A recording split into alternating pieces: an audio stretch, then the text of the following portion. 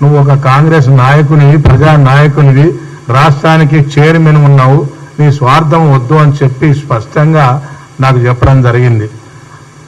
కాబట్టి నేనేమడుగుతున్నా అంటే అంత స్పష్టంగా తమ్ముడు నేను మొట్టమొదటి సంతకం ఆయిల్పేట మీద పెట్టినాను.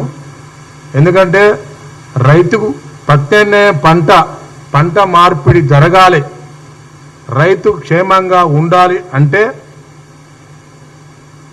రైతు పంట మార్పిడి చేసుకోవాలని చెప్పి ఇవాళ ఆయిల్పేట మీద వారు చాలా స్పష్టంగా ప్రజలకు కానీ ప్రభుత్వాలకు కానీ అధికారులకు కానీ స్పష్టం చేసిన సంగతి మర్చిపోవద్దు.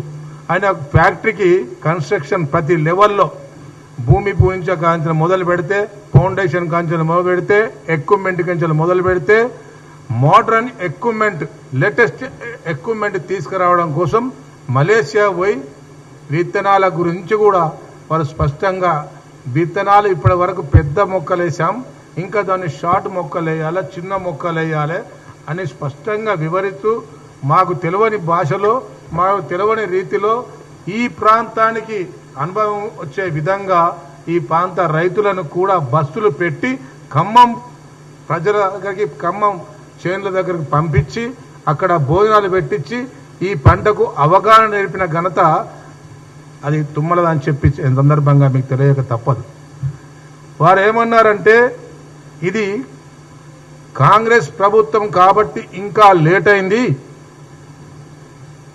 ఇది టీఆర్ఎస్ ప్రభుత్వం ఉంటే ఇంకా 1 year ముందు మేము పూర్తి చేద్దామని చెప్పారు.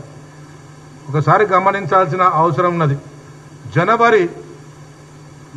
జనవరిలో మొదలుపెట్టిన ఫ్యాక్టరీ ఇవాళ జనవరిలో అగ్రిమెంట్ చేసిన ఫ్యాక్టరీ ఇవాళ పూర్తి అవుతుందంటే ఎంత కాలంలో పూర్తి అయింది? ఒక 300 కోట్ల ప్యాకేజ్ ఇది ఇంత తొందరలో పూర్తి అయిందంటే ఎవరి ఘనత, ఎవరి గ్రాంటు, ఏ ప్రభుత్వంలో నిర్మాణం చేశావు?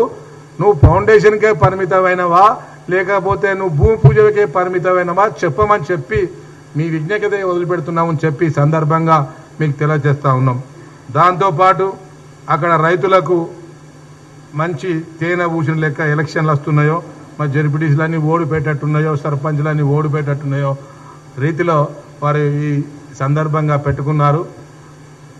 ఆయిల్ ఫామ్ క్రషింగ్ మొదలుపెట్టే ఉంటే నేను వారు పొన్నామన్నం కూడా పిలిచాము. సీఎం గారి మీటింగ్లో ఉండే ఆ మీటింగ్లో వారు బిజీ ఉండి రాలేకపోయినారు. మేము పోయి ఆయిల్ ప్రొడక్షన్ అవుతుంటే ఎక్కడైనా టెక్నికల్ ప్రాబ్లమ్స్ ఉన్నాయా, ఇది సీఎం వస్తే ఓపెన్ చేస్తే అన్ని విధంగా సదుపాయాలన్నీ బాగున్నాయా, రోడ్లు ఇంటర్నల్ రోడ్స్ లేకపోతే రైతులకు సదుపాయాలు బాగున్నాయా లేదా అని చెప్పి నిన్నగాక మొన్ననే పరిశీలన చేసి ఆయిల్ని తీపిచ్చి అక్కడ చూసి రావడం జరిగింది. అంటే వారికి ఉన్న శ్రద్ధ గమనించాల్సిన అవసరం ఉన్నది. కాబట్టి మీరు ఒకటే గమనించండి, మీ స్వార్థాల కోసం, మీ ఓట్ల రాజకీయాల కోసం ఇవాళ మీ పార్టీ ఊడ్చుకోబోతుందన్న భయం కోసం ఇవాళ మీరు రాజకీయం చేస్తూ ఉన్నారు ఒక ఫ్యాక్టరీ మీద. అది రైతుల సంగతి, అది రైతుల క్షేమం కోసం అన్న సంగతి మర్చిపోవద్దు. అయినా మీ ప్రభుత్వం రైతుకు వ్యతిరేక ప్రభుత్వం కదా అని చెప్పి సందర్భంగా నేను అడుగుతా ఉన్నా. మీ ప్రభుత్వంలో గిట్టుబాటు అడిగిన రైతులకు ఖమ్మంలో రైతు సంఖ్యలు వేసినది మర్చిపోయినరా అని చెప్పి హరీష్ రావు గారిని నేను అడుగుతా ఉన్నా. దాంతోపాటు రైతుల మరణాలను సంఖ్య లెక్క చెప్పకుండా మీరు పోలీసులకు మీరు రికార్డు చేయొద్దని చెప్పిన సంగతి కూడా మీరు మర్చిపోవద్దని చెప్పి సందర్భంగా మీకు అడుగుతా ఉన్నా. అదే కాకుండా వరి వేస్తే మీకు ఉరి అన్న సంగతి గౌరవ ముఖ్యమంత్రి గారే అన్నారు కదా అని చెప్పి ఈ సందర్భంగా మేము మనవి చేస్తా ఉన్నాం. కాంగ్రెస్ పార్టీ అధికారంలోకి వచ్చిన తర్వాత, రేవంత్ రెడ్డి ముఖ్యమంత్రి అయిన తర్వాత మీ అందరూ గమనించాల్సిన అవసరం ఉన్నది. ఇవాళ రైతులకు 2 లక్షల రూపాయల రుణమాఫీ చేసిన సంగతి మర్చిపోవద్దు.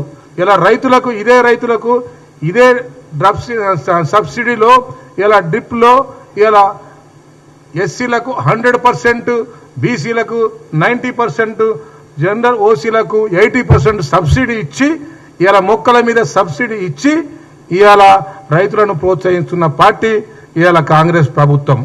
మరి అలాంటి పార్టీ రైతులకు వ్యతిరేకమైన మీ పార్టీ, రైతులకు మీరు వరేసుకుంటే ఊరేసుకున్నామని చెప్పిన పార్టీ ఇలా రైతుల గురించి ఇలా మాట్లాడుతూ ఉన్నారు. ఇలా యూరియా గురించి మాట్లాడుతూ ఉన్నారు. యూరియా గురించి మంత్రివర్యులు మీరు మంత్రి స్థానంలో ప్రభుత్వంలో లేరా? ఇలా యూరియా సప్లై ఎవరు చేయాలి? ఏ ప్రభుత్వం చేయాలి? ఏ గవర్నమెంట్ చేయాలి?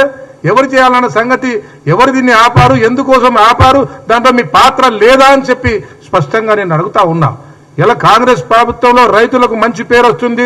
రైతులకు సన్న బియ్యం ఇచ్చారు, ఇందిరమ్మ ఇండ్లు ఇచ్చారు, రైతులకు ఇవాళ 2 లక్షల రూపాయలు రుణమాఫీ చేశారు, ఇవాళ డ్రిప్ ఇరిగేషన్ మీద సబ్సిడీ ఇచ్చారు అనే భయంతో, ఇలా రైతుల ప్రేమ కాంగ్రెస్ దిక్కు ఉన్నదనే భయంతో, ఇలా అక్కుసతోని ఇవాళ మంత్రులందరినీ తీసుకుపోయి, ఎమ్మెల్యేలందరినీ తీసుకుపోయి, ఎమ్మెల్సీలందరినీ తీసుకుపోయి ఇలా ఫ్యాక్టరీలో సమావేశం. ఇలా మీరు ఇలా ముద్దాడుతున్నారా కట్టిన ఫ్యాక్టరీకి, లేకపోతే మేము కన్నోళ్లకు ముద్దాడుతున్నామా?